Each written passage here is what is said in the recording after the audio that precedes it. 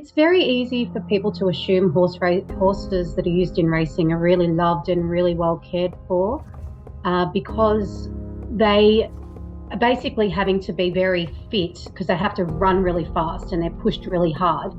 But the reality to create that is these horses, because they're kept in confined spaces for 22 hours a day, that's standard in the horse racing industry. They don't want the horses to be injured because for a lot of them, they're worth a lot of money. So they're there in these stalls, in these stables. They're not frolicking all day with friends in a herd and then they go and do a bit of training and then they go back out. And so you might see a horse and think, oh, they're glistening, but that's all just for us. That's not for them, and that diet is for us, for humans, to get them over the finish line first. It's not for them. I think it's a good illusion that's been portrayed by the industry for a long time, but we're breaking through it, which is really good.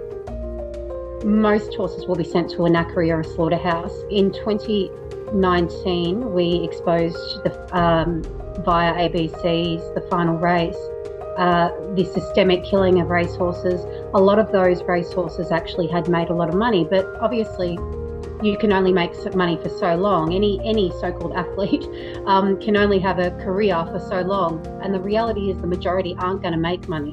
There's only those standout few that do, that everyone's searching for, and the rest are costing money.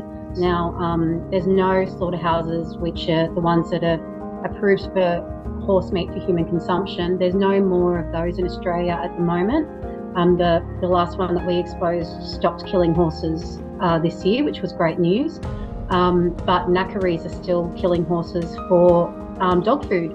So that's the racing industry's retirement plan, and it's just unacceptable. I think Australians are really open to moving on from using animals for entertainment and gambling profits. We will look back, I feel, very soon and go, what were we thinking? I think Australians are really open to it, and that's why, again, Up to the Cup is so important, because people do want to have fun and they do want to celebrate. So we've just got to keep having faith that people will do the right thing. Once they know better, they'll do better. I think the public just needs to keep turning away from it more and more. I think so long as there is still a support in the community, that it will continue. We released our Death Watch report. We've been doing this since 2014, and we released this year's last month, and unfortunately the findings are worse. So the industry is telling people that they are addressing death on track, but what they're actually doing is they're just addressing deaths on track at the Melbourne Cup, because they had 8 deaths on track in just over a decade in the Melbourne Cup. So we want people to recognise that even if we haven't seen a death in the Melbourne Cup the last couple of years, they're still happening. They happen every 2 days across this country. 168 horses were killed on Australian racetracks in the last racing year. That's more than we've ever recorded. People can help the movement against horse racing in so many ways. They can come to our protests, which are running all across Australia throughout the Spring Racing Carnival.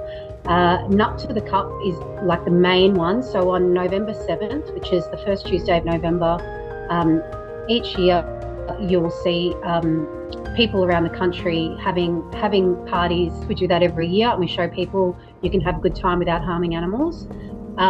So go to an Up to the Cup party, write letters, sign our petitions all over our website, educate yourself, engage in conversations. Anyone who really cares about animals, or even just cares about decency, would stop supporting this industry once they know the truth.